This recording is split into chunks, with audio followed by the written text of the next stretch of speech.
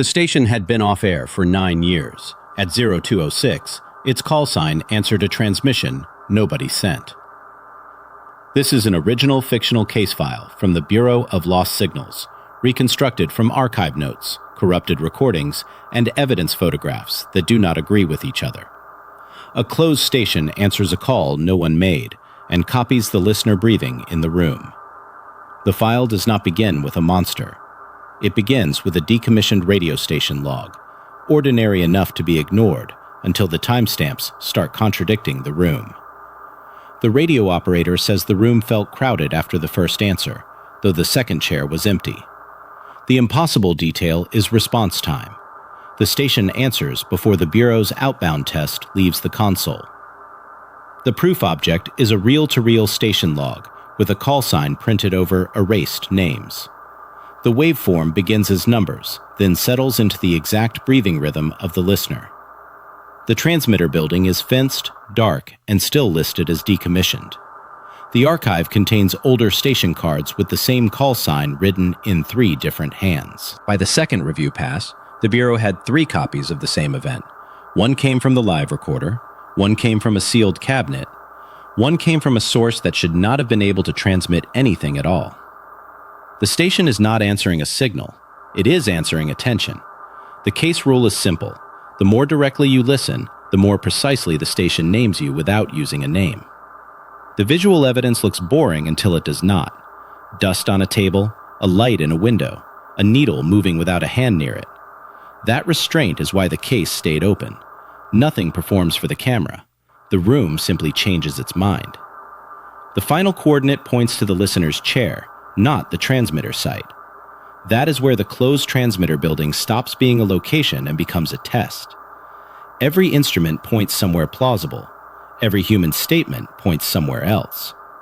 The evidence board splits into 3 columns. The first column is mechanical: serial numbers, room temperature, timestamps, custody marks.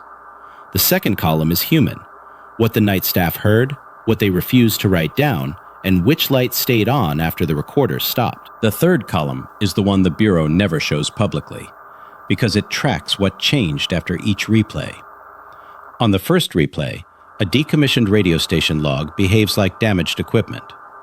On the second, it behaves like a transmitter. On the third, it behaves like a witness correcting the official record. That progression matters because it turns a strange object into a chain of custody problem. The Bureau isolates the file in a clean room. No network, no wireless card, no external speaker, and a fresh recorder with a blank index. The sound still arrives with the same low pressure under it, but the silence around the sound is different, as if the new room has been added to the recording. One analyst marks the moment the case stops being passive evidence. It is not the loudest moment. It is not the most frightening moment. It is a tiny delay before the next tone, a pause just long enough to feel like the file is waiting for the Bureau to catch up. The physical scene around the closed transmitter building never becomes spectacular. That is what makes it worse. No door slams. No impossible figure crosses the frame. The proof is smaller. A shadow that should belong to equipment that is not there. A meter needle settling before power returns. A tag number printed 1 line too early. The public reconstruction uses only the safest fragments, but even those fragments create a pattern. Every time the Bureau removes context to make the case easier to explain, the remaining evidence becomes more direct. The file seems to punish simplification. By mid-afternoon, the archive team tests a control phrase. They write down a sentence that is never spoken aloud. The next recording does not repeat the sentence. It does something worse. It leaves a gap exactly where the sentence would fit. That gap becomes the case's fingerprint. Not a voice, not a symbol, not a threat. An absence with consistent timing, carried from device to device as if the missing part is the message.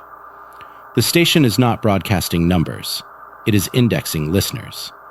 The Bureau tried to reduce the file to equipment failure, but each clean room replay carried 1 extra detail from the room that had just played it. The public copy removes the worst part. The private copy keeps it. The event behaves less like a transmission and more like a memory deciding which machine should hold it next. The last broadcast assigns the Bureau a call sign it has never used. The file is sealed as a station answer event, with listener index behavior marked active. If the station answers again, the Bureau may not be the caller. It may be the contact. The next file has not been cleared for public reconstruction.